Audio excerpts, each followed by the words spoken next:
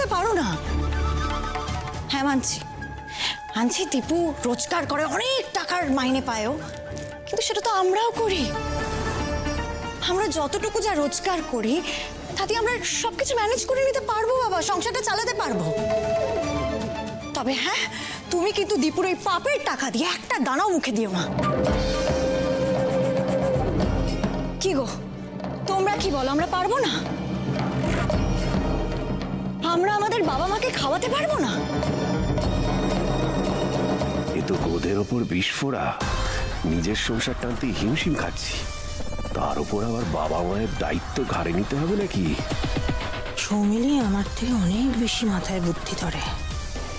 ওর কথা কি মেনে নেওয়া ঠিক হবে নাকি? ও বর্দা, তুমি রাজি তো? ও মা,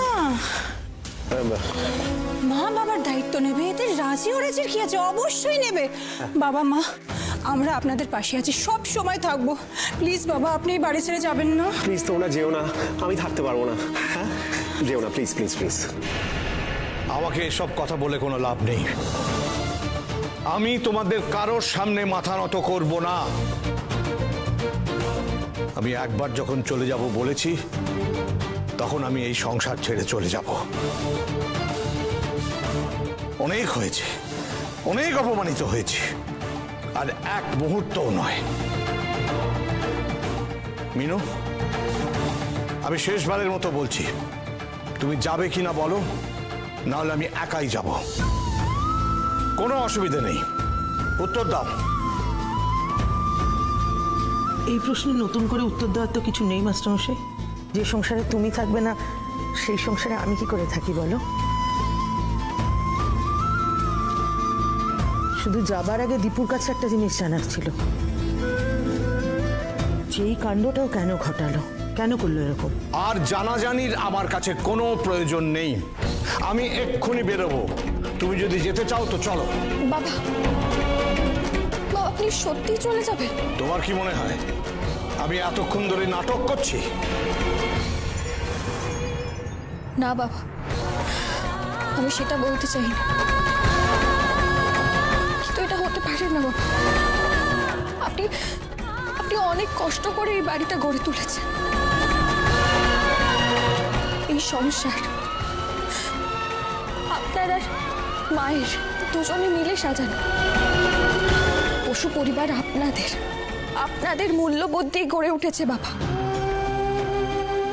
আপনি চান এই বসু পরিবার মাটিতে মিশে যাক? আপনি মন থেকে বলুন বাবা, আপনি চলে গেলে সব শেষ হয়ে যাবে বাবা। আপনারা চলে গেলে সব শেষ হয়ে যাবে, সব। এই বাড়ি, এই পরিবার ভেঙে গুড়িয়ে যাবে, সেটা আপনি মেনে নিতে পারবেন তো? সহ্য করতে পারবেন তো বাবা? তখন আপনার নীতিতে আঘাত লাগবে না বাবা? একবার শেষবারের মতো ভেবে দেখুন বাবা। যার সিদ্ধান্ত নেওয়ার ঠান্ডা মাথায় নেই, কিন্তু আমার একটাই অনুরোধ, একবার ভেবে দেখুন।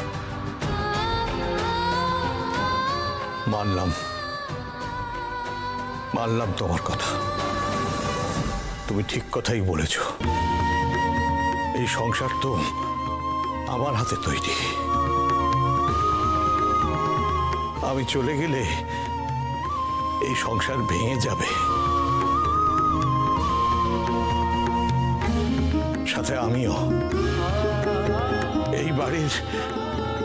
এই বাড়ির প্রত্যেকটা ইঁটে আমার স্বপ্ন জমা আছে।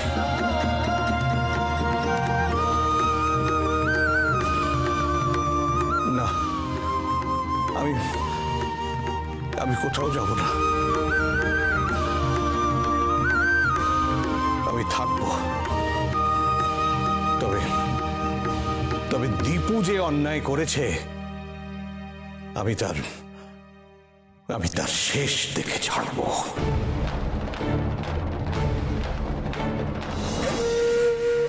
কিন্তু ছোটদাদা বাবু কেন এরকম করলেন? চাকরি ছেড়ে দেওয়ার সিদ্ধান্ত নেওয়ার পরেও উনি কেন আবার এই ফাঁদে পা দিলেন? আমাকে জানতে হবে, ওনার থেকে জানতেই হবে আমাকে। চারদিকটা কেমন টলে গেল। এবার এবার কি করব আমি? কিভাবে এত কিছু সামলাবো? আমার পরিবারের সাথে আমার কাজ, দুদিকটা ম্যানেজ করে চলবো কি করে আমি? ছোটদাদা বাবু, ছোটদাদা বাবু দরজাটা খুলুন। ছোটদাদা বাবু, আপনার সঙ্গে আমার কথা আছে।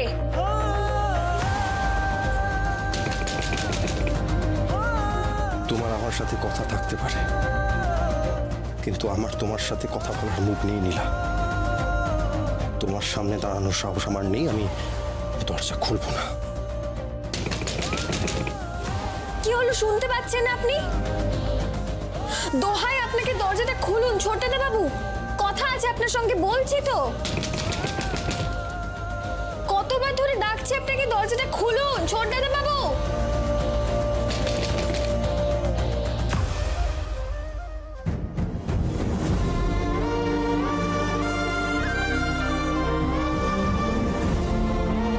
কি ব্যাপার, কখন থেকে ডাকছি আপনাকে?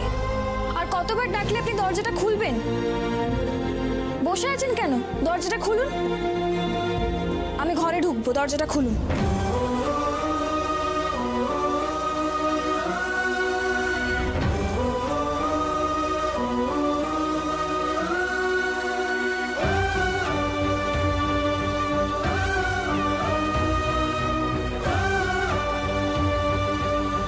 কি শুরু করেছেন আপনি? আর কতবার বলবো আপনার সঙ্গে কথা আছে আমার? এভাবে এড়িয়ে যাচ্ছেন কেন? ছোটদাদা বাবু দরজাটা খুলুন। আচ্ছা, দরজা খুলতে হবে না, অন্তত একবার জানলার সামনে আসুন, আমার কথা আছে আপনার সঙ্গে ছোটদাদা বাবু। আমার কোনো কথা নেই তোমার সঙ্গে, আমার যা বলার আমি বলে দিয়েছি। আপনার সাথে আমার কথা বলাটা যে খুব দরকার, না হলে আমি জানবো কি করে কি ঘটেছে। একটু এদিকে এসো তো, কথা আছে। এসো। আরে কি এমন বলবে বলো তো তুমি? ওখান থেকে চুপি চুপি সরিয়ে নিয়ে আসার কি দরকার ছিল? কি এমন গোপন কথা বলবে? আমাকে ছোটদাদা বাবুর সঙ্গে কথা বলতে হবে। হ্যাঁ বলবে, কিন্তু এখন নয়।